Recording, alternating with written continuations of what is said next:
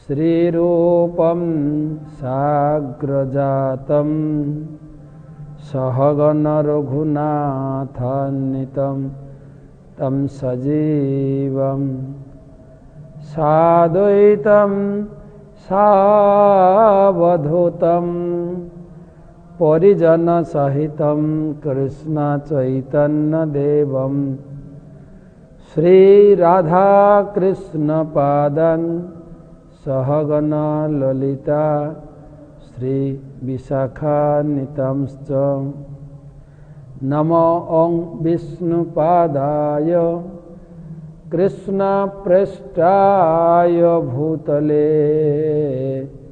श्रीमते भक्ति वेदांत स्वामी निति नामिने नमस्ते सारस्वती देवे गौरवाणी प्रचारिणे निर्विशेष शून्यवादी पाश्चात्य देशतारिणे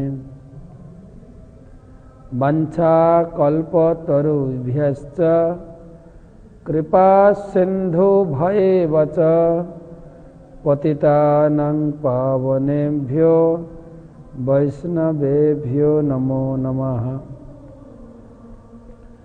जय श्री कृष्ण चैतन्य प्रभु नित्यानंद श्री अद्वैत गदाधर श्रीवासदि श्री गौर भक्तबिंद हरे कृष्णा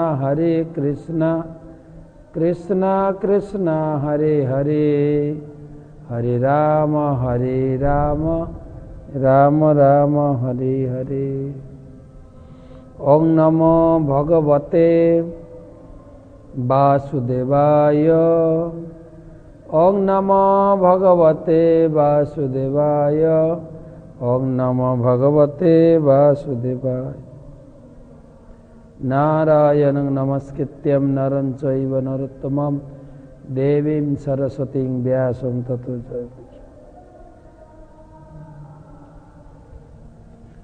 तमादिदेवं करुणानिधानं तमालवर्णं सुहितावतारम्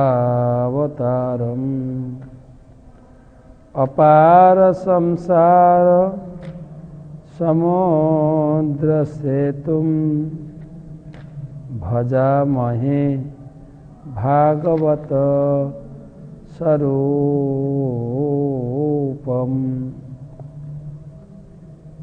ग्रंथराज श्रीमद् भागवतम प्रथम स्कंद सप्तदश अध्याय। आज के आलोचना आमादेर षष्ठ श्लोक थेके कलिर दंड एवं पुरस्कार। तो आज के आमादेर 130तम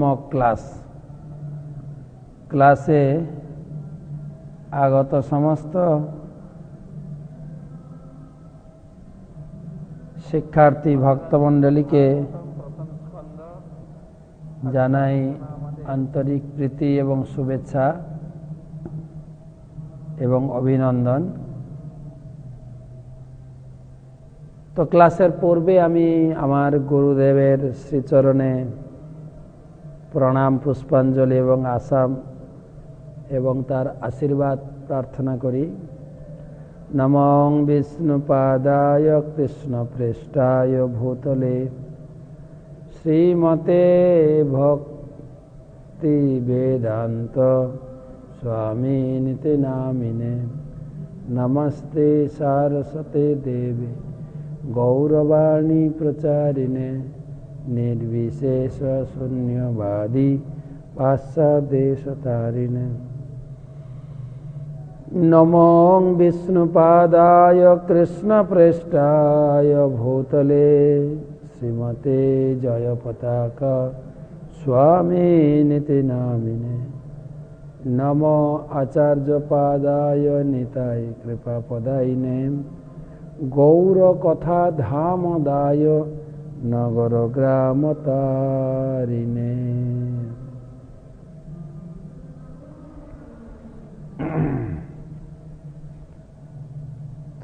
भागवत महत्व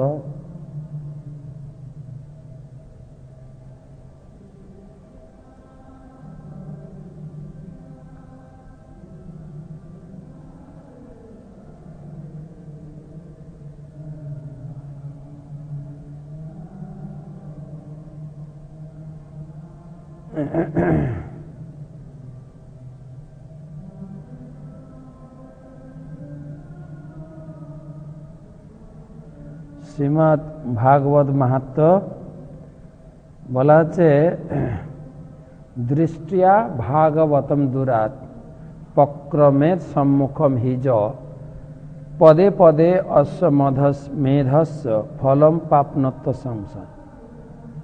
হে বৎস ব্রহ্মা, ভাগবতমকে দূর থেকে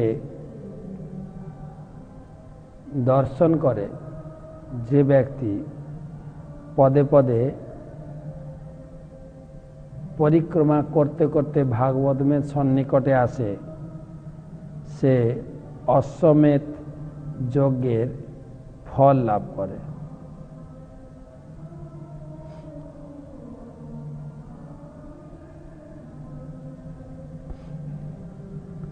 আমরা আলোচনা করছি ভাগবতমের 17 অধ্যায় কিভাবে মহারাজ পরীক্ষিত কলির সম্মুখীন হলেন,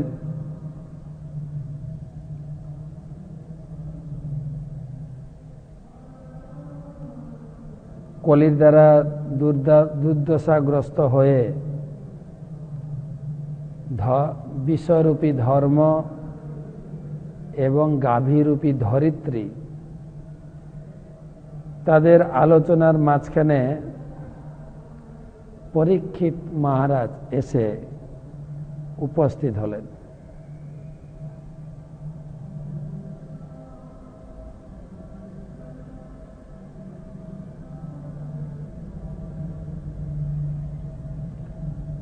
এবং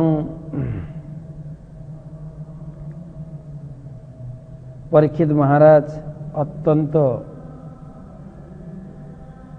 বজ্র নির্ঘোষের স্বরে তিনি কলিকে বলছেন যে এই নটরূপী তুমি শূদ্র, তুমি কে? এই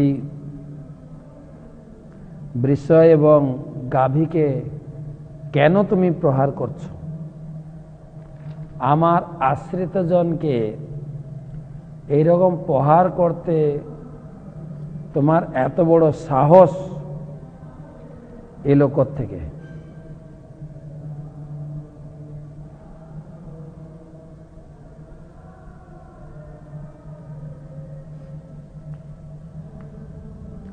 তো তার পরবর্তী আজকে আলোচনা হচ্ছে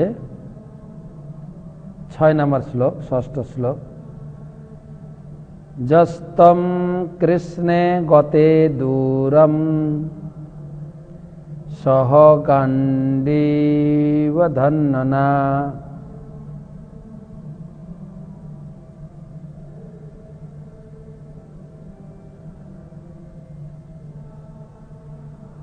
সত্য অসচ্চনান রহসি প্রহরণ বর্ধমার্হসি। যস্ত্যম কৃষ্ণে গতে দূরং সহগাণ্ডীব ধন্যনা সত্য অসচ্চনান অসচ্চন রহসি প্রহরণ বধমার্হসি।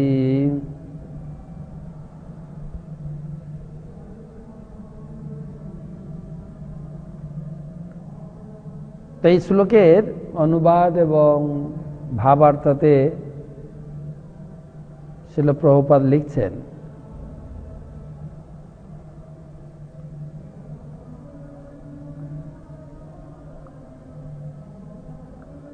পরীক্ষিত মহারাজ সেই শূদ্ররূপী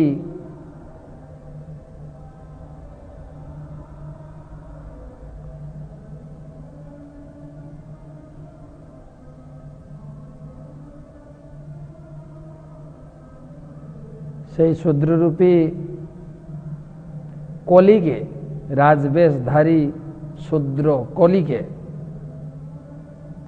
শাসন করে বলছেন, শ্রীকৃষ্ণ গান্ডীবধারী অর্জুন সহ দূরে প্রস্থান করেছেন বলে তুই কি নির্জনে নিরপরাধ প্রাণীকে বধ করতে সাহস করছিস? তার ফলে তোর যে অপরাধ হয়েছে তাতে তুই বধের উপযুক্ত, তোকে আমি বধ করব। প্রভুপাদ বলছেন, যে সভ্যতায় ভগবান স্পষ্টতই বর্জিত হয়েছেন এবং যেখানে অর্জুনের মতো মহাবলী ভক্ত নেই, সেখানে দুর্নীতিপরায়ণ পরিবেশের সুযোগ নিয়ে কলির অনুচরেরা নির্জনে কসাইখানায় গাভীর মতো নিরীহ প্রাণীদের হত্যা করার সুযোগ নেয়। মহারাজ পরীক্ষিতের মতো ন্যায়পরায়ণ রাজাদের আইনে এই ধরনের পশু ঘাতকেরা প্রাণদণ্ডে দণ্ডিত হওয়ার যোগ্য। পরীক্ষিত মহারাজ বলছেন, যস্তম কৃষ্ণে গতে দূরত সহ গান্ডীব ধন্যনা। যস্তম কৃষ্ণে, যেহেতু কৃষ্ণ গতে দূরব, তিনি ধরাধাম ছেড়ে চলে গেছেন, আর তার সাথে সাথে ভগবান যখন চলে গেছেন, তার মহান ভক্ত গান্ডীব ধন্যনা অর্জুন চলে গেছেন। ভগবান থাকাকালীন এবং অর্জুন থাকাকালীন এই ধরনের অন্যায় কার্য হয়নি।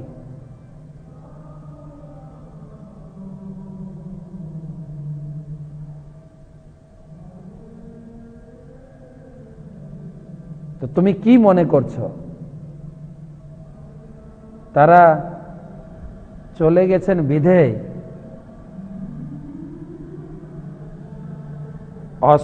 সচ্চনাম অনুসচ্চাম রহসী।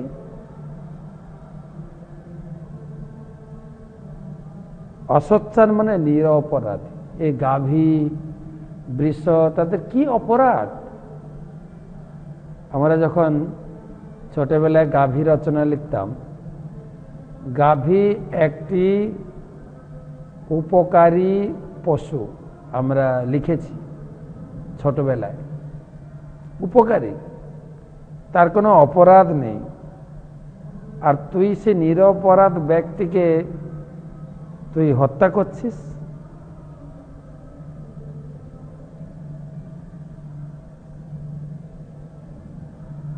নিরপরাধ।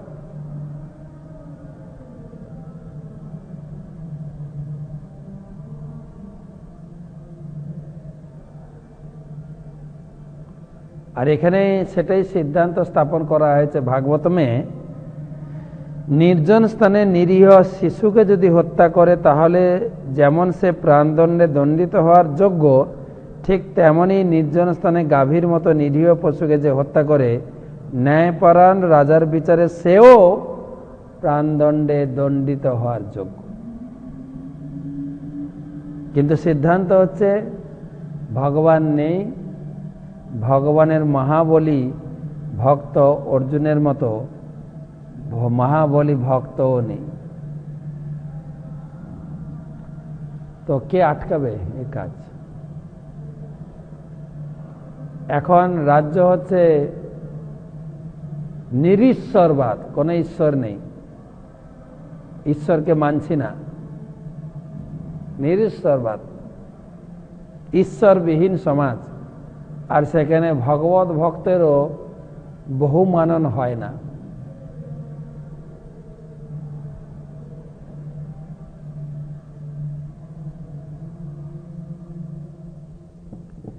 তং বা মৃণালবধবল পদৈনুন পদাচরণ বৃষরূপেণ কিং কশ্চিৎ দেব ন পরিখেদয়ন। তং বা মৃণালধবল পাদৈর্নুন সৎপদাচরণ বৃষরূপেণ কিং কশ্চিৎ দেব ন পরিখেদয়ন। তো কলিকে শাসন বাক্যরূপ দণ্ড দিয়ে এখন মহারাজ পরীক্ষিত এই বৃষরূপী ধর্ম গাভীরূপী ধরিত্রীর দিকে তাকিয়ে হাত জোড় করে জিজ্ঞাসা করছেন। মহারাজ পরীক্ষিত তখন বিশ্বকে জিজ্ঞাসা করলেন, আপনি কে? আপনি কি মৃণাল শুভ্র কোনো বৃষ, নাকি কোনো দেবতা?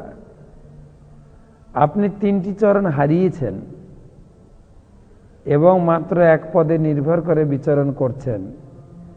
আপনি কি কোনো দেবতা বৃষরূপ ধারণ করে আমাকে ছলনা করছেন? তার কারণ হচ্ছে, প্রভুপাদ লিখেছেন, মহারাজ পরীক্ষিতের সময় পর্যন্ত গাভী এবং বিষের দুরবস্থার কথা কেউ কল্পনাও করতে পারত না।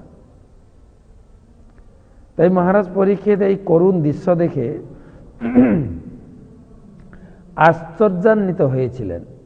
তাই তিনি জানতে চেয়েছিলেন গাভী ও বিষের ভবিষ্যৎ সম্বন্ধে ইঙ্গিত করার জন্য কোন দেবতা এই করুণ দশাপ্রাপ্ত বিষয়ের রূপ ধারণ করেছেন কিনা।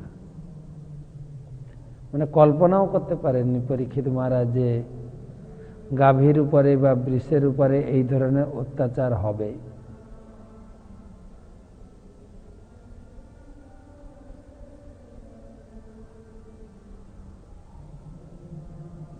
তংবা মৃণাল ধবল পাদই নুন পদচরণ নুনম। তংবা তুমি, আপনি, মৃণাল ধবল অত্যন্ত শুভ্র এবং অতি কষ্টে এক পায়ে দাঁড়িয়ে আছেন। আপনি কে? বৃষরূপেণ কিম কশ্চিৎ দেব ন পরিখেদয়ন। আপনি কি কোনো দেবতা বৃষরূপ ধারণ করে আমাকে বিভ্রান্ত করছেন? কে আপনি? দয়া করে বলুন, আপনার এত কষ্ট কেন? কে এই কষ্ট আপনার করেছেন? সবিস্তারে বলুন।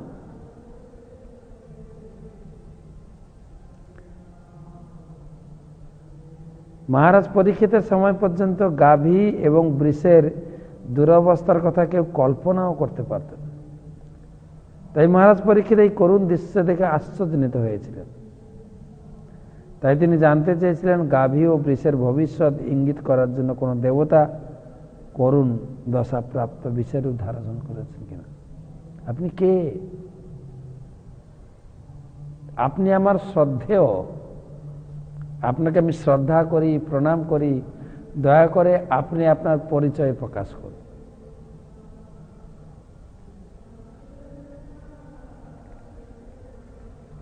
ন জাতু কৌরবেন্দ্রাণাম দুর্দণ্ড পরিরম্ভিতে ভূতলেহনুপত্যন্তস্মিন বিনাতে প্রাণিনাম শুচঃ। ন জাতু কৌরবেন্দ্রাণাম দুর্দণ্ড পরিরম্ভিতে ভূতলেনুপত্যন্তস্মিন বিনাতে প্রাণিনাম শুচঃ। কৌরব শ্রেষ্ঠ বীরদের ভুজ বলে সুরক্ষিত কোনো রাজ্যে এই প্রথম আপনাকে অশ্রু জলে অনুতপ্ত হতে দেখলাম। এখনো পর্যন্ত এই পৃথিবীতে রাজকীয় অবহেলার ফলে কারো অশ্রুপাত হতে দেখা যায়নি। কল্পনা করে দেখুন, পরীক্ষিত মহারাজ বলছেন তার রাজ্যে কেউ অশ্রুপাত করেনি, এই প্রথম অশ্রুপাত হতে দেখলাম।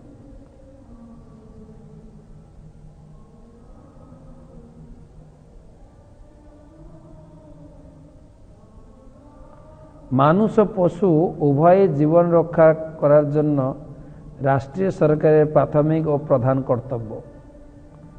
কোন সরকার অবশ্য এই নীতি অনুসরণে দ্বিধা করবেন না। এই কলিযুগে রাষ্ট্র ব্যবস্থা যে সুসংগঠিতভাবে পশু হত্যার আয়োজন করছে তা দেখে যে কোনো শুদ্ধচিত্ত মানুষ আতঙ্কগ্রস্ত হবেন।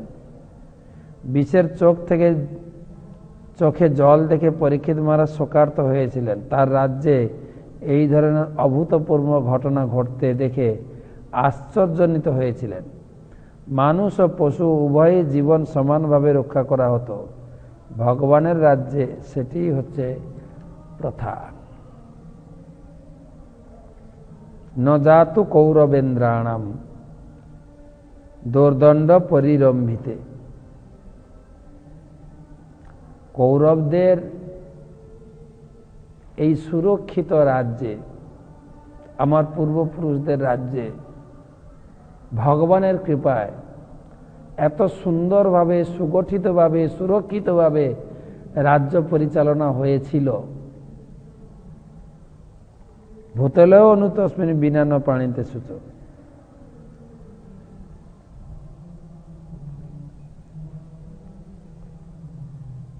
আমার পূর্বপুরুষ যারা রাজ্য পরিচালনা করেছেন, বা আমি এতদিন রাজ্য পরিচালনা করেছি, কারোর চোখে জল দেখি না। এই প্রথম। কি আমার অপরাধ, আমার পূর্বপুরুষদের দেওয়া এই রাজ্যে আমি প্রথম এই অশ্রুপাত হতে দেখলাম। আশ্চর্যচকিত হয়ে গেছে।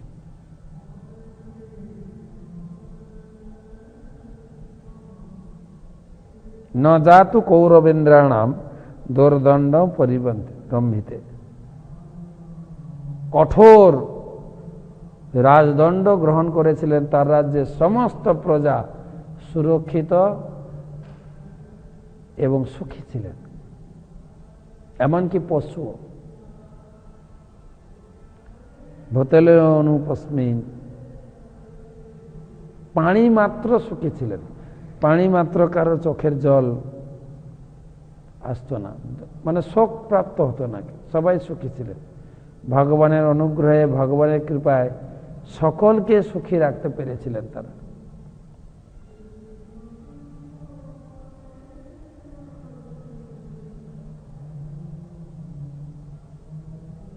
তাই আমার কর্তব্যটুকু আমি করব। আমার কর্তব্য কি? মা সৌরভেয়াত্র ভয়াত্র সুচ বেতু তে বিশলাৎ ভয়ম মারোদিরম্ভ ভদ্রম তে খলনম ময়ি শাস্তরী। মা সৌরভেয়াত্র সুচ বেতু তে বিশলাৎ ভয়ম মারোদিরম্ভ ভদ্রম তে খলনম ময়ি শাস্তরী।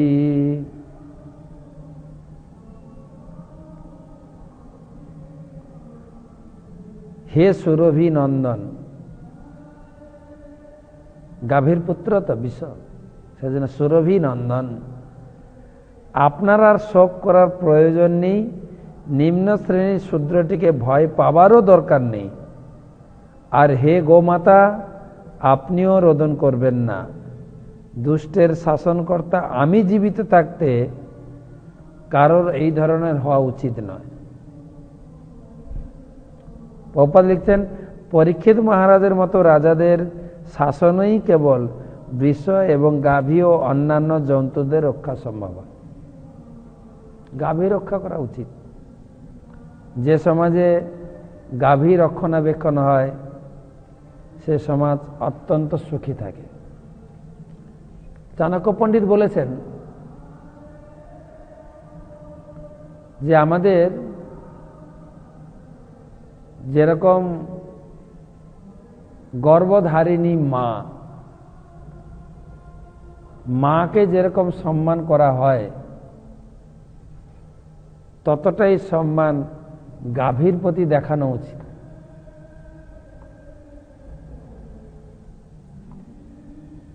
কেননা গাভীও মা। আর দেখুন, আমরা আলোচনা করে দেখি যে আমরা জন্মগ্রহণ করেছি যখন, মায়ের দুধ আমরা কতদিন খেয়েছি? 1 বছর, 1.5 বছর।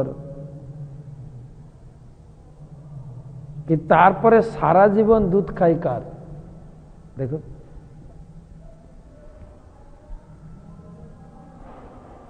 সারা জীবন একদম মৃত্যুর আগে পর্যন্ত গাভী দুধ খায়। তো গাভী আমাদের মাতা। যদিও চাণক্য পণ্ডিত তিনি সপ্তমাতার পরিচয় দিয়েছেন। আত্মমাতা, গুরুপত্নী, ব্রাহ্মণী, রাজপত্নিকা, ধেনুর ধাত্রী তথা পিতৃ সপ্তইতা মাতর স্মিতা। আমাদের প্রত্যেকের পঞ্চপিতা এবং সপ্তমাতা নীতিশাস্ত্রে চাণক্য পণ্ডিত লিস্ট দিয়েছে। আত্মমাতা, যিনি আমাকে গর্ভে ধারণ করেছেন, তিনি মাতা। গুরুর পত্নী, গুরুদেব যদি গৃহস্থ হন, গুরুদেব হচ্ছেন পিতা এবং তার স্ত্রী হচ্ছেন আমার মাতা। রাজপত্নিকা, রাজার স্ত্রী, আমাদের মা। এবং ব্রাহ্মণী, ব্রাহ্মণের স্ত্রী, আমার পুরোহিতের স্ত্রী। প্রত্যেকের কুল পুরোহিত থাকেন, পুরোহিতের স্ত্রী মা। ধেনু ধাত্রী, ধাত্রী মাতা, জন্মের সময় ধাই মা। আর ধেনু, ধেনু মানে হচ্ছে গাভী। ধেনুর ধাত্রী তথা পিতৃ, পিতৃ মানে পৃথিবী, পৃথিবী মাতা।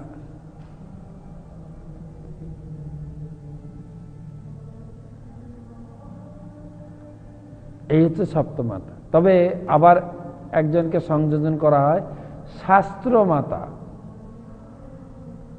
শাস্ত্র, যেরকম মায়ের কাছ থেকে আমরা পিতার পরিচয় পাই, আমার পিতা যে কে কেবলমাত্র মা বলতে পারবে না, অন্য কেউ জানে না। মাই পিতৃ পরিচয় দিতে পারে। ঠিক সেই রকম পরম পিতা কে, অর্থাৎ আমার আরাধ্য দেবতা ঈশ্বর কে, সে পরিচয় দেবেন শাস্ত্র, শাস্ত্র মাতা। তো যাই হোক, সপ্তমাতার ভিতরে মুখ্যত আত্মমাতা এবং ধেনু পৃথিবী মাতা অত্যন্ত গুরুত্বপূর্ণ। গাভী থেকে আমরা 5টা মূল্যবান জিনিস পাই, যেটাকে বলে পঞ্চগব্য, যেটা দিয়ে আমাদের ঘরের যে পূজা অর্চনা হয় না, সেইটা ছাড়া পূজা অর্চনা হয় না, ভগবানের অভিষেক হয় না, ভগবানের অর্চন হয় না। 5টা জিনিস, দুধ, দই, ঘি, এই 3টা তো আমার জানা আছে। বাকি দুটো হচ্ছে গোময়, গোমূত্র অর্থাৎ গোবর এবং গোমূত্র। এই 5টা জিনিস অত্যন্ত গুরুত্বপূর্ণ। দুধ, দই, ঘি তো আমরা ভালোই বুঝতে পারছি, আমাদের একটা উপাদেয় আহার্য বস্তু। দুধ আমরা বইতে পড়েছি একদম সুষম খাদ্য। যদ্যপি মানে এখনকার দিনের গাভী থেকে কৃত্রিমভাবে দুধ সংগ্রহ করা হচ্ছে, কিন্তু দুধ একটা সুষম খাদ্য। আর দুধ থেকে তৈরি হচ্ছে দই, ঘি, মাখন, দুধ থেকে তৈরি। তাই দুধ, দই, ঘি। কেউ দুধ খান না, দই খান, আবার ঘিও খাচ্ছে অনেকে। দুধ, দই, ঘি। এবারে গোময়, গোমূত্র, গোবর। গোবর একটা কি বলা যায়, অ্যান্টিসেপটিক, রোগ সংক্রামক প্রতিষেধক। আমি দেখতাম বাড়িতে যখন ছিলাম, তো আমাদের গ্রামে সকল মহিলারা বৃহস্পতিবার গোবর দিয়ে সারা ঘরকে লেপে পুছে একদম সুন্দর একটা সুগন্ধ, আর সেটা থাকবে 1 সপ্তাহ, আবার পরের বৃহস্পতিবার করা হবে। সারা ঘর, দেওয়াল, মেঝে, বারান্দা, উঠোন গোবর দিয়ে সুন্দর করে মায়েরা হাতে বা ঝাড়ু দিয়ে লেপতে থাকে। আর একটা সুন্দর সুগন্ধ যেটা রোগ ব্যাধি, রোগ জীবাণু থেকে সকলকে মুক্ত রাখে।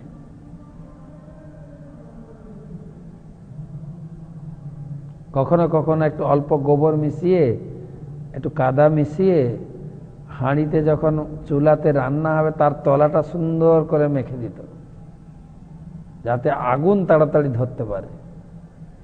তারপরে ঘুঁটে থেকে আগুন হচ্ছে, ঘুঁটের আগুন অত্যন্ত পবিত্র, আমরা প্রতিদিন যজ্ঞ করছি ঘুঁটের আগুন দিয়ে। আর এখন তো এই গোমূত্র চিকিৎসা আর গোবরের চিকিৎসায় কত ধরনের জিনিস তৈরি হয়েছে। আমাদের ইস্কনের যে সমস্ত মন্দিরে খুব বড় গোশালা রয়েছে, বৃন্দাবন, আমেদাবাদ, তারপরে আপনার মায়াপুর, শিলিগুড়ি, তাদের সমস্ত কিছু সেই গোশালার উপকরণ দিয়ে, গোমূত্র দিয়ে কত প্রকারের ঔষধ, গো অর্ক, পঞ্চ ঔষধি, মহৌষধি এবং কি বলা যায় মুখের cream, body lotion, hair lotion, eye drop, nasal drop, নাকের ড্রপ, চোখের ড্রপ, কানের ড্রপ, সাবান, বডি সোপ, তারপরে ধনুচি, কত ধরনের প্রোডাক্ট বেরিয়েছে। এখন তো আমি দেখছি দুধের দাম কত বাজারে, এই 40-50 টাকার ভিতরে। 1 লিটার দুধের দাম 40 থেকে 50 টাকার মধ্যে, কিন্তু 300 মিলিমিটার গোমূত্রের দাম হচ্ছে 60 টাকা। আর প্রচুর লোকে খেয়ে উপকৃত হচ্ছে, প্রচুর, সব গাভী থেকে।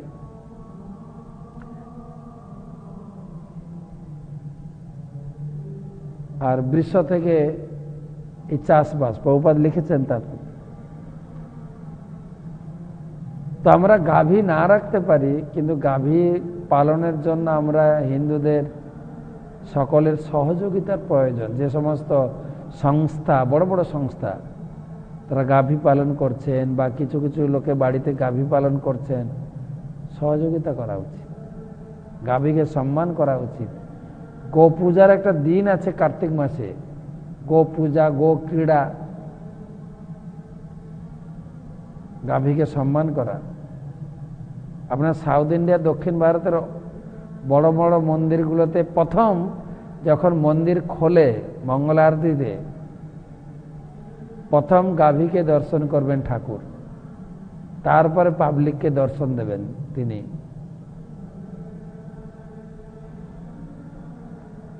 সেজন্য পরীক্ষিত মহারাজ এই ধর্মতত্ত্ব জানতেন।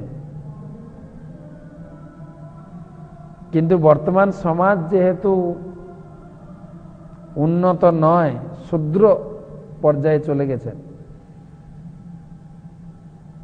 সাধারণত ক্ষত্রিয়, বৈশ্য, ব্রাহ্মণেরা গাভী সেবা করেন আমরা যখন বাড়িতে ছিলাম।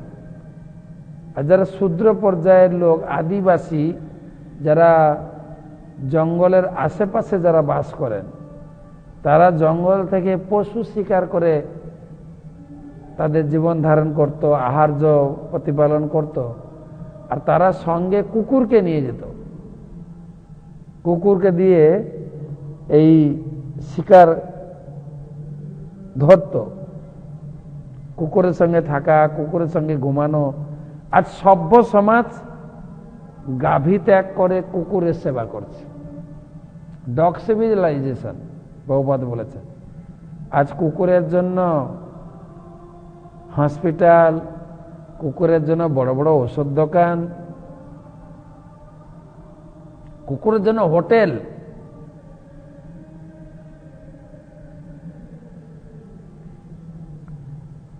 বহুপাদ আজ থেকে মানে এখন তো চলছে 2021, যখন সে 1970-75 মধ্যে যখন প্রচার করছিলেন, আমেরিকায় বড় ইউনিভার্সিটির সামনে দাঁড়িয়ে তিনি লেকচার দিচ্ছিলেন অনেক বিদগ্ধ জ্ঞানী ব্যক্তিদের সামনে। তিনি বলছিলেন, we are the part and parcel of god. আমরা হচ্ছে ঈশ্বরের অংশ। আমার হাত যেরকম শরীরের অংশ, এই হাতের কাজ হচ্ছে এই শরীরের সেবা করা। আপনাকে কেউ মারতে এলে হাত উঠে যাবে আটকাতে, অটোমেটিক, এটা স্বভাব, হাতের স্বভাব। আপনার সামনে ভালো মন্দ খাবার এলে খাবারটা তুলে নিজের মুখের দিকে আসবে, এটা স্বভাব, এই শরীরের সেবা করা। যেহেতু এই হাত হচ্ছে শরীরের অংশ, ঠিক সেইভাবে we are the part and parcel of god. হাত যেরকম part and parcel of my body, সেরকম আমরাও ঈশ্বর অংশ। তো অংশের কাজ হচ্ছে পূর্ণের সেবা করা। ঈশ্বর ইংরেজি হচ্ছে গড। তাই এটা স্বাভাবিক যে কারো না কারো সেবা তোমাকে করতেই হবে। তুমি যদি ঈশ্বর সেবায় না যুক্ত হও, তাহলে ঈশ্বর এই গড কথাটি উল্টে দাও, ডগ, ডগের সেবা তোমাকে করতে হবে। সকালবেলা ডগকে নিয়ে চড়াতে যাবেন, ডগকে নিয়ে পায়খানা করাতে যাবেন, ডগকে নিয়ে প্রস্রাব করাতে যাবেন।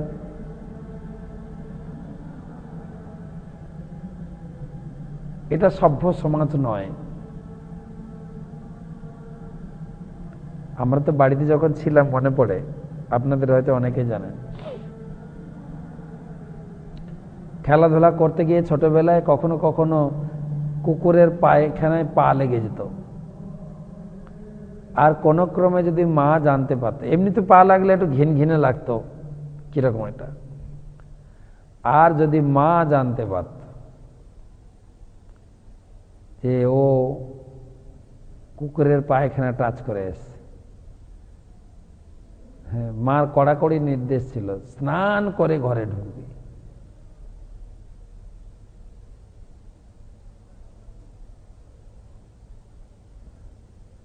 আজ দেখুন বর্তমান সভ্যতা, ডগ মাস্টার নিজেকে পরিচয় দিচ্ছে, আমি ডগ মাস্টার।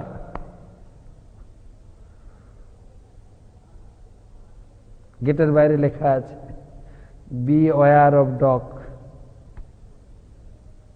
আমরা বাড়িতে সব কুকুররা আছি, দয়া করে আসবেন না।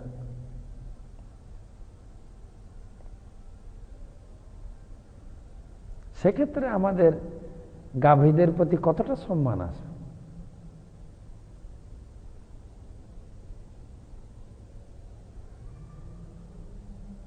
কিন্তু এখানে পরীক্ষিত মহারাজ রুখে দাঁড়িয়েছেন, মা সৌরভে আত্র সূচ বেতু, বেতুতে বিশলাদ ভয়ম। সৌরভিয়াত্র, হে সুরভি নন্দন বৃষ, আপনি মা শোচ, আপনি অনুশোচনা করবেন না। মার অধিরম্ব ভদ্রন্তে, হে গাভী মাতা, আপনিও শোক করবেন না। কৌরব বংশের, পাণ্ডব বংশের আমি পরীক্ষিত থাকতে আপনাদের চোখে জল, না না না, আমি এর বিহিত ব্যবস্থা করছি। তিনি সম্মান করে বলছেন, হে গাভী মাতা, হে বৃষ, আপনারা শান্ত হন। প্রভুপাদ বলছেন, গো রক্ষার দাবিতে কখনো কখনো আন্দোলন হয়েছে, কিন্তু ধর্মপরায়ণ রাষ্ট্র নেতার অভাবে এবং উপযুক্ত আইনের অভাবে গাভী এবং বৃষদের রক্ষা করা হচ্ছে না। আন্দোলন তো প্রচুর হচ্ছে, কিন্তু কোন কোন রাজ্যে গোহত্যা বন্ধ হয়েছে। রাষ্ট্রনেতার কড়া শাসন ধীরে ধীরে এক সময় আসবে। মহাপ্রভু চেয়েছেন, মহাপ্রভু এর প্রতিবাদ করেছেন যখন চাঁদ কাজীর সঙ্গে তিনি যখন আলোচনা করছিলেন। এই ভাগবতমের পৃষ্ঠায় আছে, আপনারা পড়বেন। মহাপ্রভু এই ছিল প্রভুপাদ মহাপ্রভুর জীবনী তুলে ধরতে এগুলো তিনি লিখেছেন।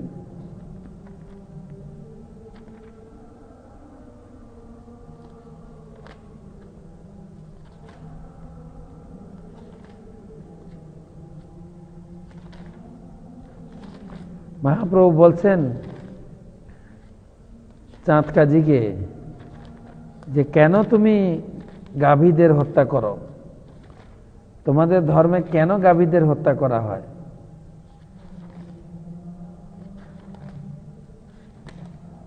চাঁদ কাজী বলেছিলেন যে তোমাদের ধর্মে ওটা লেখা আছে গাভী হত্যার কথা, তোমাদের ধর্মে ওটা রয়েছে, তোমার বেদেতে আছে গোবধের বাণী, অতএব গোবধ করে বড় বড় মুনি ঋষিরাও অশ্বমেধ গোমত যজ্ঞে গাভী হত্যা করে, তা আমরাও করি। তখন মহাপ্রভু বলেছিলেন না, মুনি ঋষিরা যে গোমেধ যজ্ঞ করেন তার একটা কারণ আছে। তোমরা জিয়াইতে নারো বধমাত্র সার, নরক হইতে তোমার নাহিক নিস্তার। যারা মুনি ঋষিরা গাভীকে যজ্ঞে পশু বলি দেয়, তাদের শুদ্ধতার ফলে, মন্ত্র উচ্চারণের ফলে একটা বৃদ্ধ পশুকে নবজীবন দান করতে পারতেন। কিন্তু তোমরা জিয়াইতে নারো, তোমরা বাঁচাতে পারো না, কেবল মেরে খাও।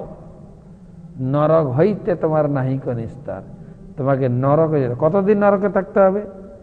বলছেন গো অঙ্গে যত লোম তত সহস্র বৎসর। একটা গাভীর গায়ে যত লোম আছে তত সহস্র বৎসর গোবধি রৌরব মধ্যে পচে নিরন্তর। গোবধি রৌরব নামক নরকে তোমাকে পোষতে হবে,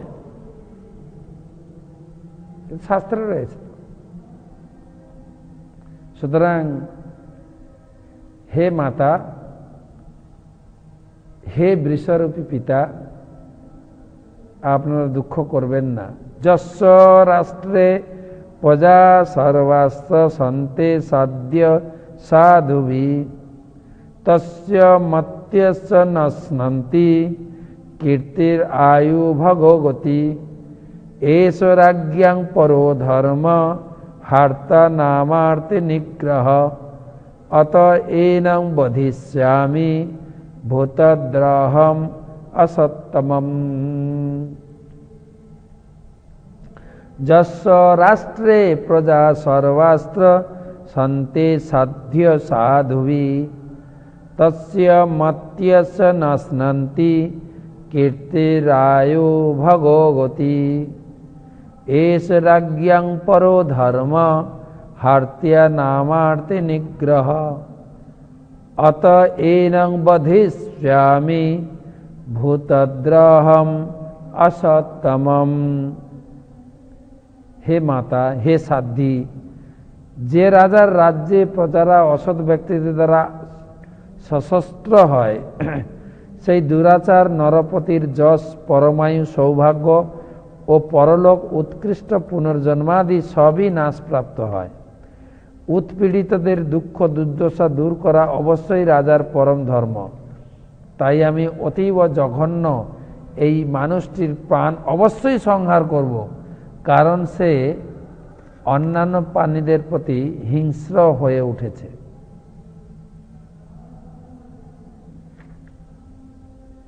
মা সুরভি গাভীকে, অর্থাৎ গাভীরূপী ধরিত্রীকে সম্মান করে বলছে, মাতা, আমি অবশ্যই এর প্রাণ নাশ করব। কেন না, এ অত্যন্ত অসৎ।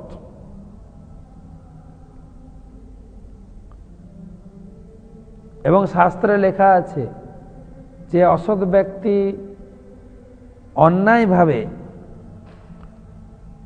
লোকেদের উপর আক্রমণ করে, হত্যা করে।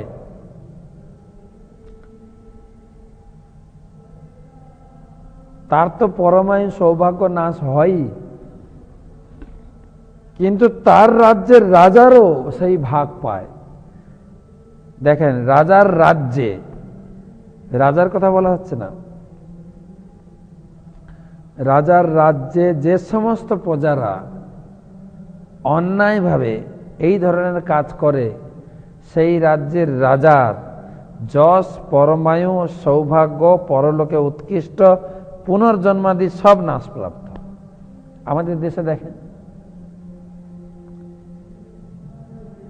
আমাদের দেশের নেতা মন্ত্রীরা কত প্রকারের দেশের সেবা করার জন্য কত প্রকারের প্রকল্প নিয়ে আসছেন, কত প্রকল্প। তা সত্ত্বেও তাদের নাম যশ প্রতিষ্ঠা থাকছে না, প্লাস তাদের পরমায়ু হ্রাস হয়েছে, কত মারা যাচ্ছে।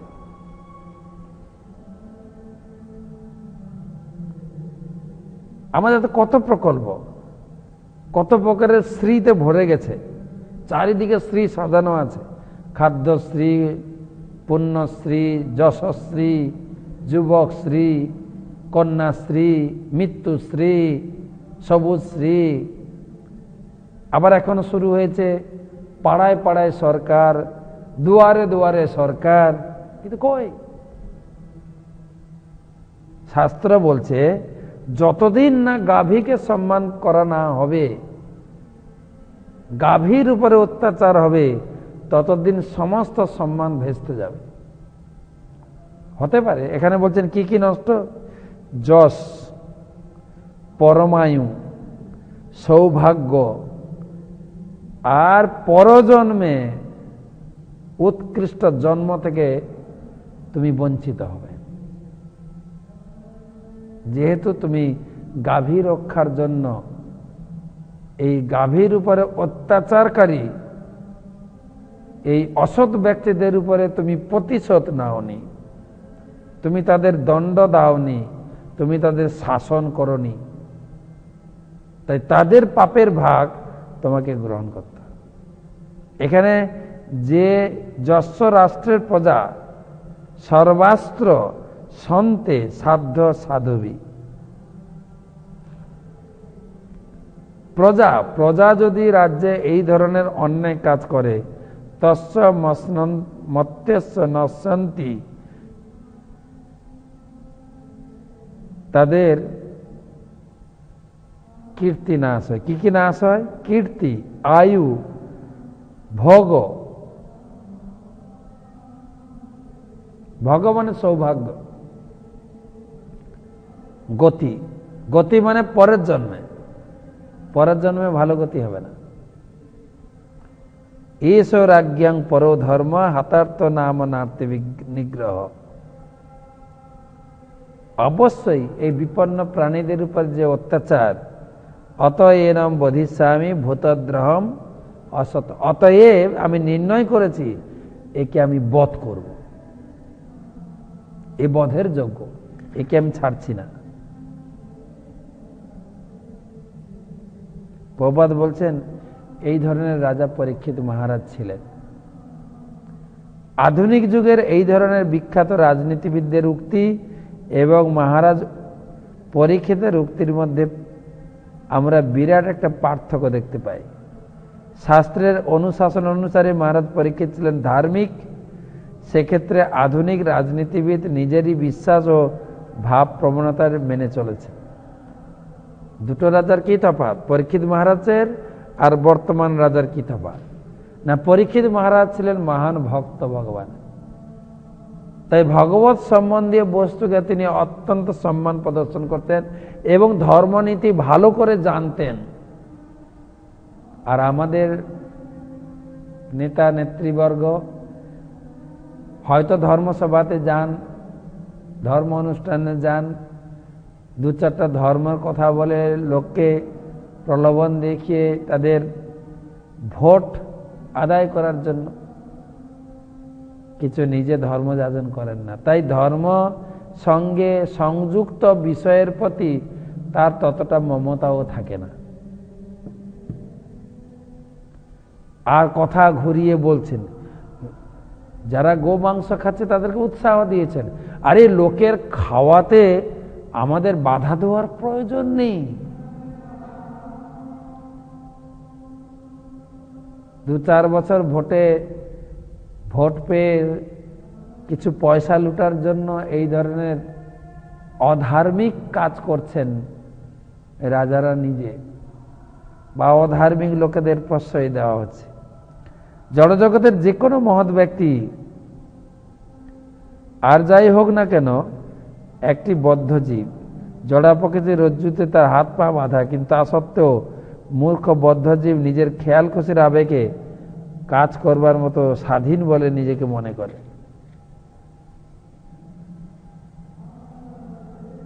সুতরাং সিদ্ধান্ত এই যে পরীক্ষিত মহারাজের সময় জনগণ সুখে ছিল, কিন্তু পশুদের যথার্থভাবে রক্ষা করা হতো, কারণ শাসনকর্তা ভগবানের বিধিবিধান সম্বন্ধে অজ্ঞ ছিলেন, কোনো খামখেয়ালিপনা করতেন না।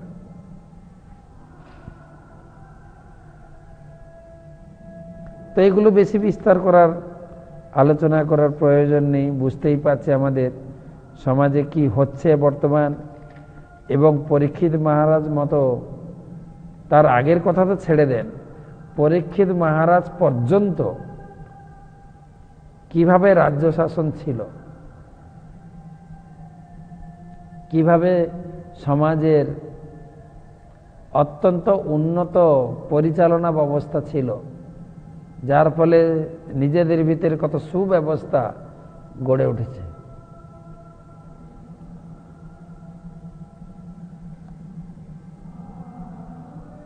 অ্যাটলিস্ট যারা আমরা ধর্মপ্রাণ ব্যক্তি আছে, অ্যাটলিস্ট আমরা যারা নিজেকে হিন্দু বা সনাতন ধর্ম অবলম্বী বলে নিজেকে জাহির করি, দাবি করি, আমরা যেন এই গোমাতা এবং গরু বা গাভী এবং বৃষ আমরা যেন সম্মান করি, প্রণাম করি,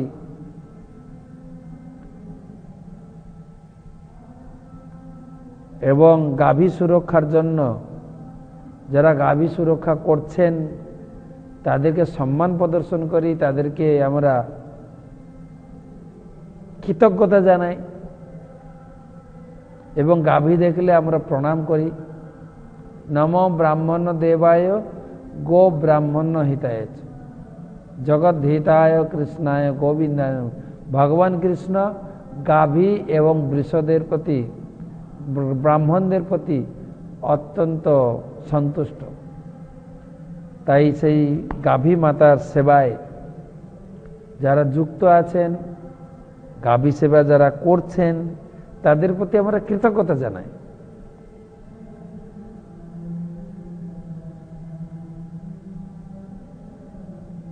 গাভীর শরীরে সমস্ত দেবতাদের বাস।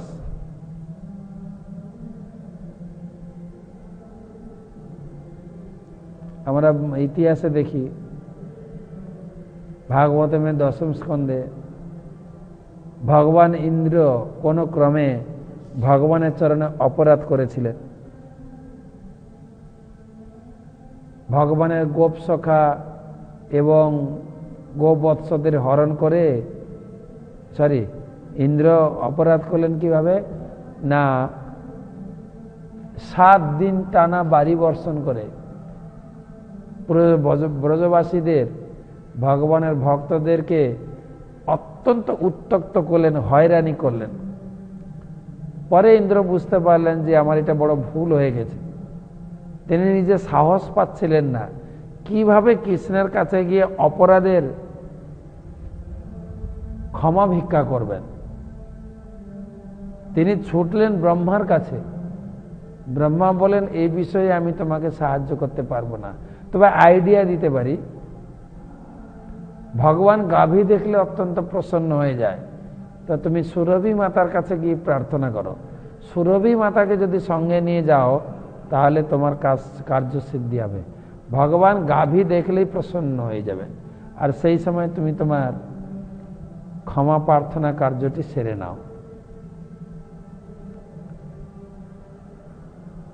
তো ইন্দ্র সে করেছিলেন। গাভী।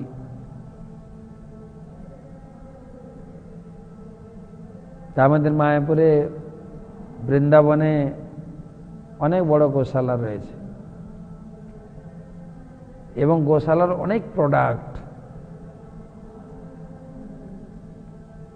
আপনারা মায়াপুরে এলে গাভী দর্শন করে যাবেন, গাভীকে প্রণাম করবেন, নিজে হাতে কিছু গাভীকে খাওয়াবেন। ওখানে সে ব্যবস্থা করা আছে কিন্তু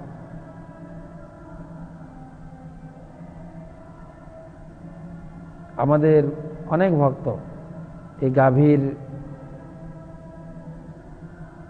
এই গোমূত্র নিয়মিত পান করেন এবং অনেক ভক্ত আছে তারা এই গোবরকে একটু শুকিয়ে এবং বিভিন্ন প্রকারের কি বলে এই নিম পাতার রস এবং আর কিছু দিয়ে সরষের তেল দিয়ে গায়ে মাখেন, শরীরকে সম্পূর্ণরূপে মানে স্কিন ডিজিজ যেগুলো বলে চর্মরোগের বিভিন্ন জাতের এগুলো থেকে মুক্ত করার জন্য।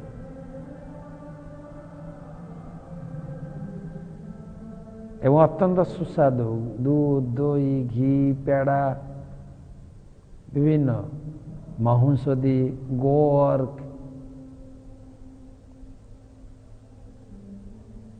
গাভী দর্শন করে যাবেন এবং গাভীকে অবশ্যই তারা অতটা মিশুকে আপনি গেলেই আপনার কাছে ছুটে চলে আসবেন, মনে হয় আপনি কিছু খেতে দেবেন, অত্যন্ত আনন্দে আছে।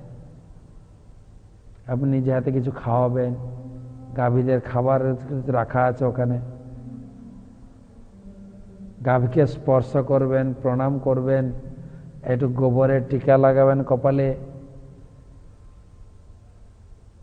আর যখন এই এরিয়া ঢুকবেন এই গাভীর গোবর গোমূত্রের একটা সুন্দর সুগন্ধ, জোরে জোরে একটু নিঃশ্বাস নেন।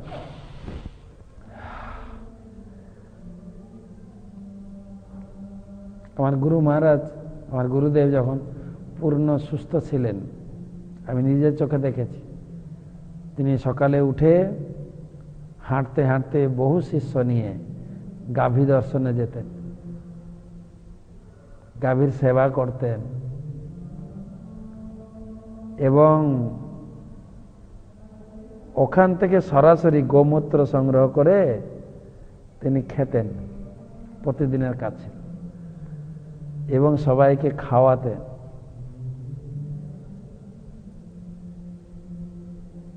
তিনি নিজে গাভী সেবা এবং গোমাতার সেবা কিভাবে করতে হয় নিজে হাতে দেখিয়েছেন, করছেন।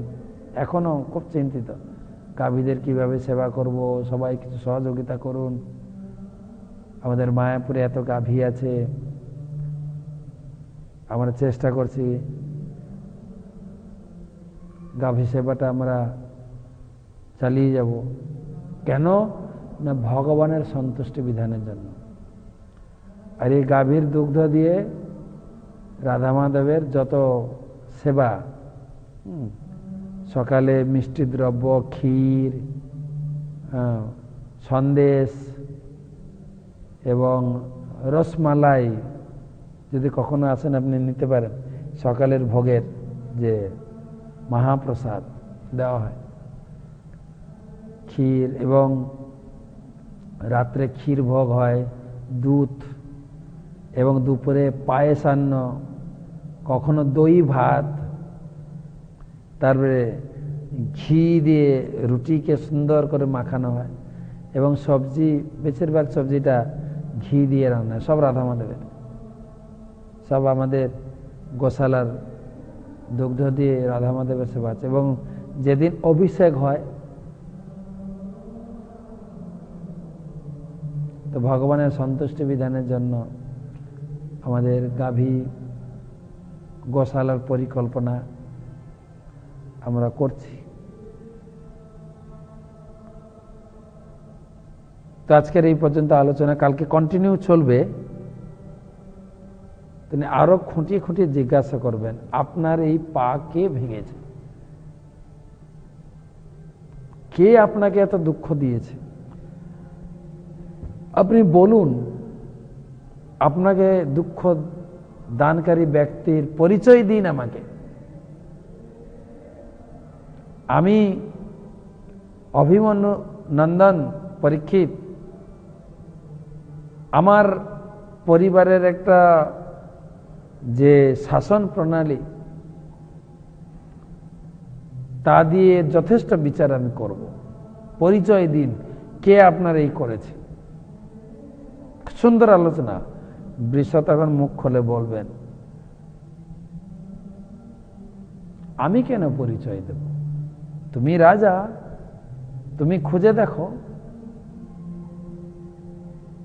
কে এই কাজ করেছে। কেননা শাস্ত্রে আছে, যে পাপ করে আর যে পাপের প্রচার করে সমান দণ্ডিত। সুতরাং কে অন্যায় কাজ করেছে সে যতটাই পাপী, আমি যদি তার পরিচয় দিই আমি ততটা পাপী হয়ে যাব।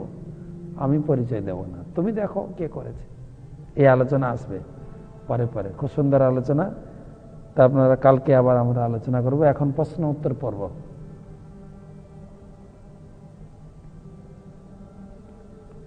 তা আমরা আশা করছি আপনাদের সমস্ত প্রশ্নের উত্তর প্রদান করছি। এখানে কিছু কিছু প্রশ্নের উত্তর দিচ্ছি এবং সারাদিন ধরে আমরা কয়েকজন ভক্ত মিলে আপনার প্রশ্নের উত্তর দিচ্ছি। আপনার যে কোনো প্রশ্ন পাঠাবেন আমার এই হোয়াটসঅ্যাপ নাম্বারে। সকলের কাছে পুনরায় অনুরোধ রাখছি, আমার আগের নাম্বারে প্রশ্ন পাঠাবেন না। সেই প্রশ্নের উত্তর আমি দিতে পারবো না, কারণ ওই ফোনটা ততটা ব্যবহার হয় না। তাই আমার নতুন নাম্বারে আপনারা যুক্ত হবেন। যারা আগে যুক্ত ছিলেন আমার পুরানো নাম্বারে, নতুন নাম্বারে এখনো লিঙ্ক পাচ্ছেন না, আপনি আমার নতুন নাম্বারটি সেভ করে একবার হরে কৃষ্ণ লিখে পাঠাবেন। একবার যদি চালু হয়ে যায় তখন লিঙ্ক যেতে থাকবে। লিঙ্ক পাঠাচ্ছি, নোট পাঠাচ্ছি, ভাগবত মাহাত্ম্য পাঠাচ্ছি, তো এগুলো পাবেন। আমরা এই আপনার সেবার জন্য রয়েছি। তাই প্রত্যেকে পুরাতন নাম্বারে মোটামুটি আপনি যোগাযোগটা ভুলে যান। আমার এই নতুন নাম্বারটি আপনি অবশ্যই সেভ করবেন। আর একবার বলে দিচ্ছি নাম্বারটা, তারপরে প্রশ্ন উত্তরে প্রবেশ করব। +91 80 16 73 75 00। আরেকবার +91 80 16 73 75 00। আজকের প্রশ্ন ঢাকা থেকে শিপ্রা মাতাজি, ভাগবতমের দ্বিতীয় স্কন্ধে 17 অধ্যায়ে না, প্রথম স্কন্ধে দ্বিতীয় অধ্যায়ে 17 নম্বর শ্লোকে বলা হয়েছে, ভগবানের কাছে ফিরে যাওয়ার পথে সবচেয়ে বড় প্রতিবন্ধক কাম এবং কামিনী। আমার প্রশ্ন হলো, কাম কামিনী কি?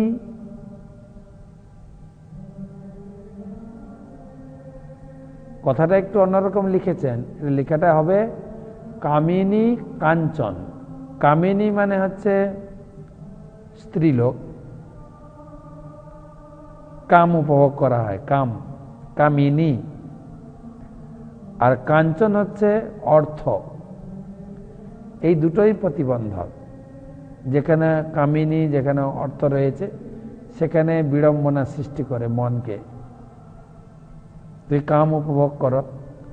বা হিন্দিতে একটা কথা বলে, যাহা কাম তাহা নাহি রাম, যাহা রাম তাহা নাহি কাম। তাই ভক্তি জগতে এগোতে গেলে সম্পূর্ণরূপে কাম বাসনা মুক্ত হতে হবে।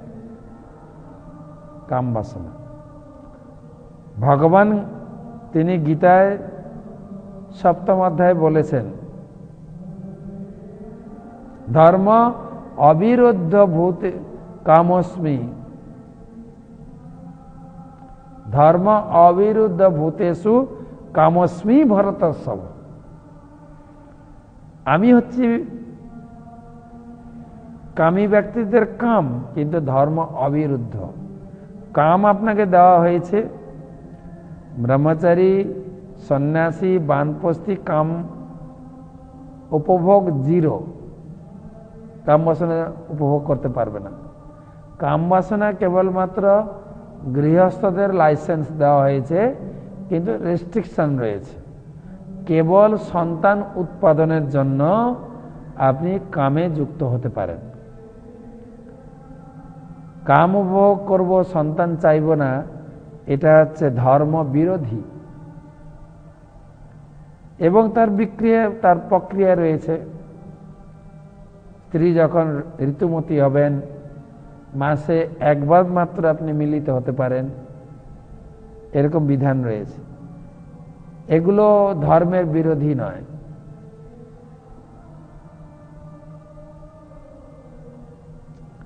আর অর্থ যদি ভগবানের সেবায় নিয়োজিত করেন, ঠিক আছে। তাই কামিনী মানে আবার বলা হয়েছে, চাণক্য পণ্ডিত বলছেন, মাতৃবৎ সর্বদারেশ, কেবল নিজের স্ত্রীর সঙ্গে বৈধভাবে আপনি কাম উপভোগ করতে পারেন, বাকি সমস্ত স্ত্রী হচ্ছে মায়ের সমান। দ্বিতীয় প্রশ্ন, আশুতোষ সি, আবুধাবি থেকে। আমার প্রশ্ন, আমরা ভক্তিতে প্রোগ্রেস করছি, তার লক্ষণ প্রকাশ হবে কিভাবে বুঝবো? এই প্রশ্নের উত্তর মানে গত পরশুদিন আমি দিয়েছি আমার সম্ভবত।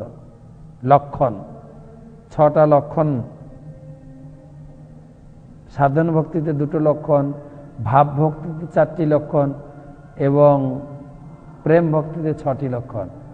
আমার 129 নম্বর ক্লাসে ঢুকলে আপনি এর উত্তর পেয়ে যাবেন।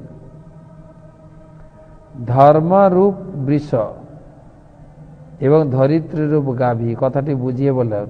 কথাটা একটু অন্যরকম হচ্ছে। বৃষরূপী ধর্ম, ধরিত্রীরূপী গাভী। ধর্ম তিনি বিশ্বরূপ ধারণ করে এবং ধরিত্রী মাতা তিনি গাভী রূপ ধারণ করে, দুজন আলোচনা করছে। কথাটা বুঝিয়ে বলার কিছু নেই তো। আমরা যেরকম সেই গণিত পড়তাম না, অঙ্ক, ম্যাথমেটিক্স, হ্যাঁ, ধরুন এ, ধরুন বি,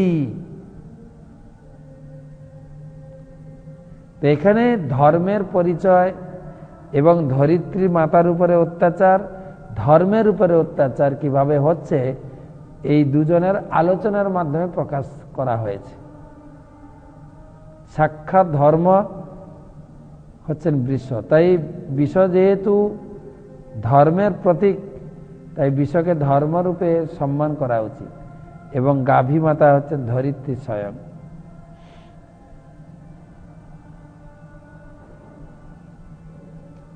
পরের প্রশ্ন, চাকদহ নদিয়া থেকে দীপঙ্কর দাস। গতকালকের উত্তর শুনে খুব ভালো লেগেছে এবং জানতে চাই যে আমার স্ত্রী ও মেয়ে ঘরে গোপালকে কিভাবে সেবা দেবে। প্রথম কথা হচ্ছে, গোপালের সেবা করতে গেলে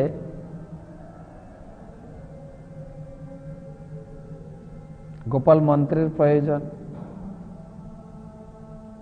প্রথমে আপনি গুরুদেবের কাছে দীক্ষা নেবেন, যিনি গোপাল মন্ত্র আপনাকে দেবেন গোপালের পূজা করার জন্য। আমি এর আগেও বলেছি, আমাদের সেবা গুরুদেবের মাধ্যমে গুরু পরম্পরা ক্রমে রাধারানীর কাছে পৌঁছায়, তখন সেবা গ্রহণ করেন ভগবান। তাই যে গুরুদেব এই হরিনাম দীক্ষা বা আপনার কৃষ্ণ মন্ত্র, যিনি গুরুদেব নিজে কৃষ্ণ পূজা করেন এবং কৃষ্ণের উপর নির্ভরশীল হয়ে নিজের জীবনকে কৃষ্ণ ভাবনাময় করেছেন, সেই গুরুদেবের কাছে আপনি দীক্ষা নেবেন। স্বামী, স্ত্রী, মেয়ে সবাই, এবং প্রতিদিন কৃষ্ণ নাম জপ করবেন। কৃষ্ণকে, গোপালকে সেবা করে, গোপালকে ভোগ দিয়ে যা ভোগ দেবেন সেইটুকু খেয়ে জীবন ধারণ করবেন, সেটাই হচ্ছে গোপাল সেবা।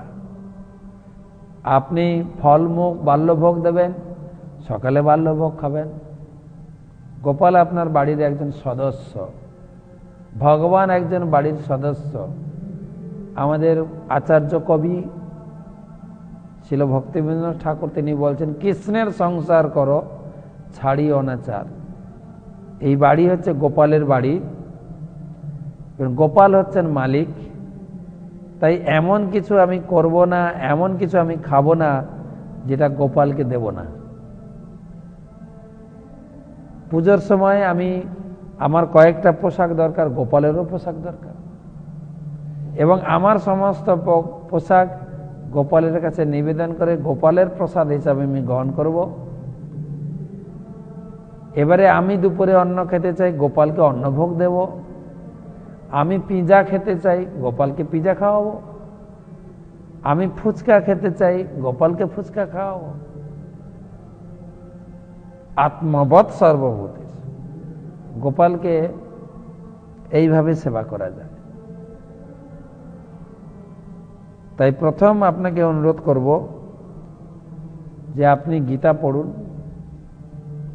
গোপালের বাণী হৃদয়ঙ্গম করুন। গোপাল কেবল আপনার বাড়ির সদস্য শুধু তাই নয়, তিনি হচ্ছেন ভক্তারাম জগত তপসাম সর্বলোক মহেশ্বরম, তিনি সমস্ত দেবতাদেরও ঈশ্বর। তিনি আপনার বাড়িতে আপনার সেবা গ্রহণ করবেন কেন? গোপাল নিজে সেবা গ্রহণ করার জন্য তিনি নিজে বলছেন, নিজে 16,108 বিয়ে করেছেন। তিনি আমাদের সুযোগ দিয়েছেন আমার যাতে তাকে সেবা করে আমি খুশিতে থাকতে পারি, আমি পুণ্য অর্জন করতে পারি। সেজন্য আমাকে অত্যন্ত সাবধান হতে হবে, ট্রেনিং নিতে হবে, তবে আমি গোপালের সেবা করতে পারি। গোপাল কি খেতে পছন্দ করেন, সকালে কি ভোগ দেওয়া হয়, দুপুরে কি ভোগ দেওয়া হয়, রাত্রে কি ভোগ দেওয়া হয়। তবে সব থেকে ভালো শাস্ত্রের বিচারে যুগল মূর্তির সেবা করুন। রাধা কৃষ্ণ, গৌর নিতাই, জগন্নাথ বলদেব সুভদ্রা পূর্ণ সেবা করুন।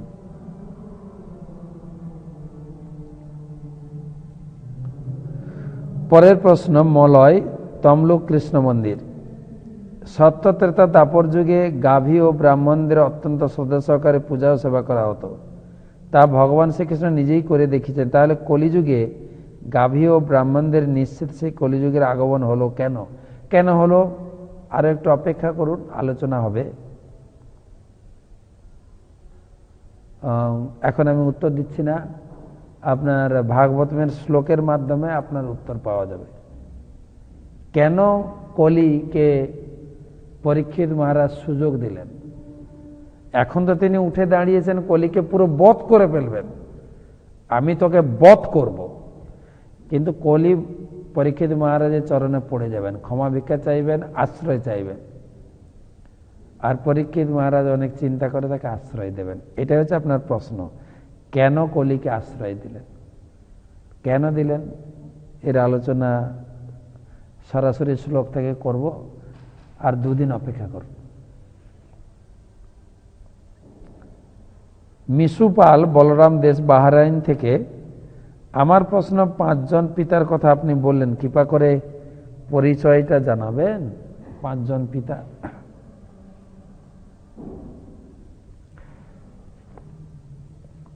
আমাদের যারা শ্রোতা রয়েছেন তাদের কি মনে হয়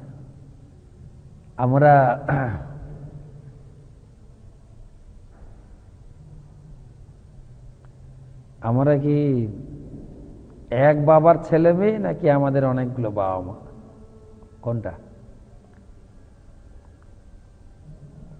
দেখি, নীতিশাস্ত্রে চাণক্য পণ্ডিত বলছেন, অন্নদাতা ভয়ত্রাতা কন্যাদাতা তথৈবচ জনয়ত অনুতাচ পঞ্চায়েতে পিতর স্মিতা। প্রথম হচ্ছে জন্মদাতা পিতা, যিনি আমাকে জন্মদান করেছেন, মায়ের গর্ভে তিনি বীর্য আধান করেছেন, তিনি আমার পিতা। এনাকে আমার পিতা বলে ডাকে, এটা তো আমরা জানি। দ্বিতীয় পিতা শ্বশুর পিতাকে তো আমরা বাবা বলে ডাকি, এ তো না বলার কিছুই নেই। আমি জানি না আপনি বিয়ে করেছেন কিনা। 2 জন পিতা তো আমরা ডাকি। তারপরে রয়েছেন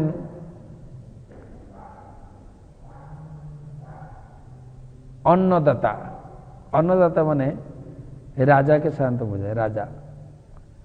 আরেকটা আছে দীক্ষাগুরু, দীক্ষাগুরু আমি দীক্ষা গ্রহণ করলে।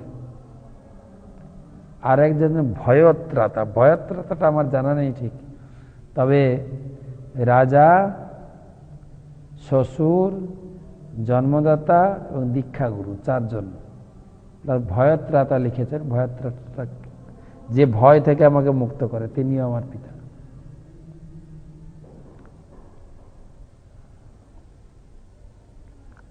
পায়েল, ঈশ্বরী গাছা।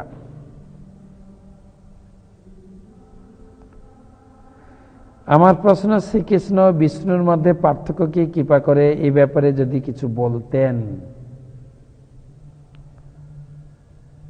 পার্থক্য তো এটাই, বিষ্ণু হচ্ছেন চতুর্বাহু, শঙ্খচক্র গদা পদ্মধারী,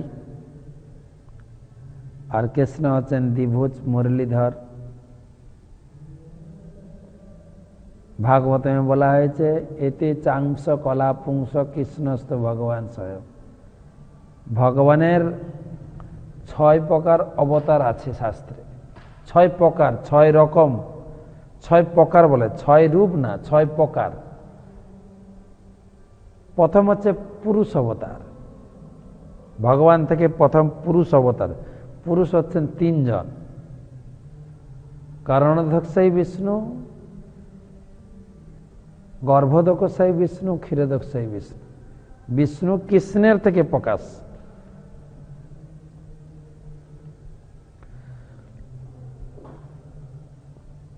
বিষ্ণুর প্রকাশ হয়েছে কৃষ্ণ থেকে। প্রথম হচ্ছে পুরুষ অবতার, তারপর হচ্ছে গুণাবতার, লীলা অবতার, যুগাবতার, মন্বন্তর অবতার, শক্তাবেশ অবতার। সব কৃষ্ণ থেকে এসছেন যত অবতার, তাই বিষ্ণু হচ্ছেন কৃষ্ণ থেকে প্রকাশ। আচ্ছা, এটা একটা। চৈতন্য মহাপ্রভুর চৈতন্য চরিতামৃতে শিক্ষা অনুযায়ী ব্রহ্মা, বিষ্ণু, মহেশ্বর, কৃষ্ণ, ব্রহ্মাতে 50টা গুণাবলী আছে। যে 50টা গুণাবলীর ক্ষুদ্র অংশ আমাদের শরীরে আছে। এখন যদি আপনি আবার প্রশ্ন করেন 50টা বলুন না প্লিজ, সব বললে হবে না। এর একটা ছোট্ট বই আছে, চৈতন্য মহাপ্রভুর শিক্ষা, চৈতন্য চরিতামৃত থেকে সংগ্রহ করে প্রভুপাদ আলাদা একটা বই করেছে, বইটা পড়বেন। চৈতন্য মহাপ্রভু সনাতন গোস্বামী, রূপ গোস্বামীকে কি শিক্ষা দিয়েছে? 50টা গুণ। ব্রহ্মার উপরে শিব, শিবের আর 5টা গুণ বেশি, 55। শিবের থেকে 5টা গুণ বেশি বিষ্ণু, বিষ্ণু 60। আর 4টা গুণ অধিক রয়েছেন কৃষ্ণের ভিতরে। সেই 4টা গুণের বিস্তার ব্যাখ্যা দেওয়া যায়। কৃষ্ণ হচ্ছেন রূপ মাধুরী, অত্যন্ত সুন্দর তার রূপ, দ্বিভুজ শ্যামসুন্দর মুরলীধর।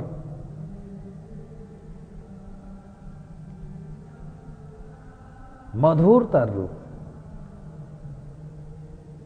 রূপ মাধুরী, বেনু মাধুরী, এত সুন্দর বেনু বাজাতে পারে। আর লীলা মাধুরী, তিনি ভক্তদের দ্বারা সবসময়, উনি একা নেই, সবসময় ভক্তদের দ্বারা পরিবেষ্ট। গোপ সখা, গোপী, রূপ মাধুরী, বেনু মাধুরী, লীলা মাধুরী। আর গুণ মাধুরী, গুণ, ভগবান কৃষ্ণের মাধুর্যতা, গুণ, তার গুণের বৈশিষ্ট্যতা, তার ভক্ত বাৎসল্যতা, তার প্রেম মাধুর্যতা শাস্ত্রে রয়েছে। তবে আবার বলা হয়েছে কৃষ্ণ বিষ্ণুর ভেদ নেই। আমাদের পরম শ্রদ্ধেয় শিক্ষাগুরু শ্রী শ্রীমৎ ভক্তি পুরুষোত্তম স্বামী মহারাজ বলেন, তো ভগবান শ্রীকৃষ্ণের মাধুর্যতা বেশি, আর বিষ্ণু অত্যন্ত কঠোর, তিনি ছোট্ট উদাহরণ দিয়ে বুঝাতেন। তিনি বলতেন, যেরকম বিচারক যখন বিচারকের আসনে বসেন তখন একদম কড়া নির্দেশ, একে শাস্তি দেওয়া হলো, একে পুরস্কৃত করা হলো, একদম কড়া ঘন্টি পিটছেন, আর সবাই অত্যন্ত সসম্ভ্রমে sir sir sir sir please sir, সবাই অত্যন্ত শ্রদ্ধা সম্ভ্রম। আচ্ছা, সেই বিচারক যখন ঘরে আসেন, ঘরে একটা লুঙ্গি পরে বসে আছেন, তার নাতি তার ঘাড়ে উঠছেন, নাতি তার কান ধরে টানছেন, সেই বিচারক ঘরে অত্যন্ত মিশুকে, ঘরের বাৎসল্য ভাব, মাধুর্যতা ভাব দিয়ে সবার সঙ্গে সম্পর্কিত। তো মহারাজ বলেন, এখন তোমার কোথায় কাজ করা ভালো? তুমি কি সেই বিচারকের সঙ্গে অফিসে দেখা করবে না ঘরে দেখা করবে? অফিসে দেখা করার রূপ হচ্ছে বিষ্ণু, আর ঘরে দেখা করার রূপ হচ্ছে কৃষ্ণ। তাই আমরা কৃষ্ণ রূপের প্রতি বেশি আকৃষ্ট। তার সঙ্গে 5টা রস পূর্ণ পরিমাণে আস্বাদন করা যায়, শান্ত, দাস্য, সখ্য, বাৎসল্য, মধুর।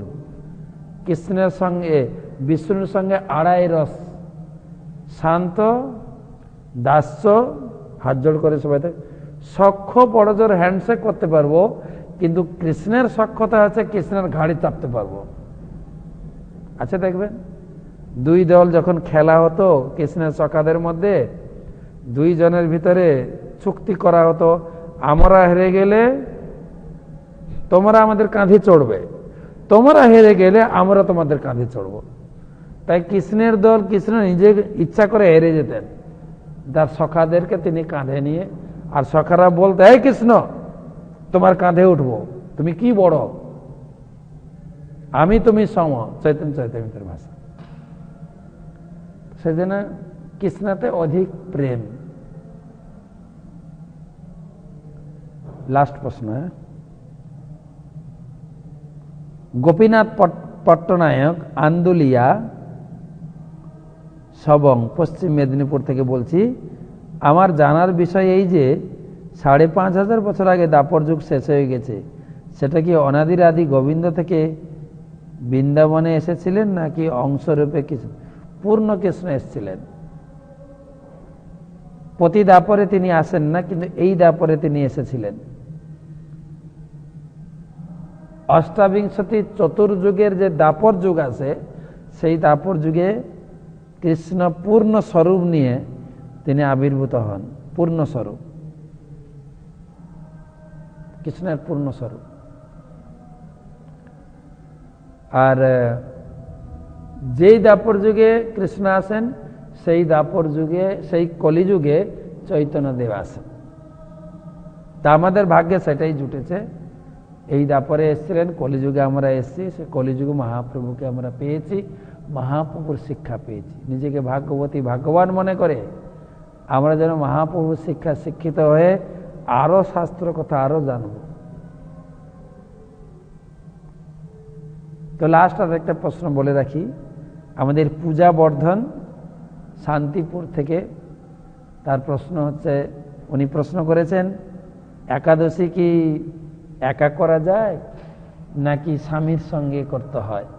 খুব ভালো প্রশ্ন। আজকের সমস্ত প্রশ্নই ভালো ছিল। তো একাদশী সবাই করলে তো ভালো, স্বামী স্ত্রী দুজন করলে খুব ভালো হয়। আর স্বামী যদি রাজি না থাকে এখন পর্যন্ত, আপনি একা করুন। তবে একাদশী করবেন কারোর তত্ত্বাবধানে করবেন, যে আপনাকে সুন্দরভাবে গাইড দেবেন কিভাবে একাদশী ব্রত করবেন। হ্যাঁ, আমাদের প্রচার বিভাগ রয়েছে, তারা আপনাকে শিখিয়ে দেবেন। ঘুম থেকে উঠে আপনি কি করবেন, কিভাবে ঠাকুর পূজা করবেন, কি ভোগ নিবেদন করবেন, কি খাবেন, এবং পরের দিন কিভাবে ব্রত ভঙ্গ করবেন, ব্রতটাকে সমাপ্ত করবেন, সেটাও একটু জানার বিষয় আছে। তারপরে আপনি ব্রত করবেন। কারণ আমাদের সমাজে একাদশী নিয়ে অনেক বিভ্রান্ত আছে, এক একজন করেন, কিন্তু শাস্ত্রীয় বিধানে আমরা গুরুদেবের নির্দেশে পালন করছি এবং লোককে আমরা শেখাচ্ছি। তা আপনি একাদশী ব্রত করতে চাইছেন, হ্যাঁ, আমাদের মাতা পূজা বর্ধন, আপনাকে সম্মান জানাই। তো কিভাবে আপনি একাদশী ব্রত করবেন বা করছেন কিনা জানি না, করবেন কিভাবে একটু আমাদের কাছে জেনে নেবেন, দিয়ে একাদশী ব্রত করুন। একাদশী ব্রত অত্যন্ত সুন্দর। একাদশীর খাওয়া দাওয়ার অনুমোদন আছে, কি কি খেতে পারবেন, কিভাবে শরীরকে সুস্থ রাখবেন, হ্যাঁ, সব কিছু আপনি সব ঠিকঠাক রেখে আপনি কিভাবে এগিয়ে যাবেন সে বিষয়ে একটু আপনাকে অনুরোধ করছি জেনে নেবেন। তো আজকে এই পর্যন্ত রাখি। আপনারা সকলে সুস্থ থাকুন, সুখে থাকুন, ভগবানের কাছে প্রার্থনা করি। কালকে আবার দেখা হবে সন্ধে 7:30টায়। আর আপনাদের যদি প্রশ্ন থাকে আরও কিছু, আপনার প্রশ্ন পাঠাবেন আমার এই নতুন নাম্বারে। সবাইকে ধন্যবাদ। হরে কৃষ্ণ।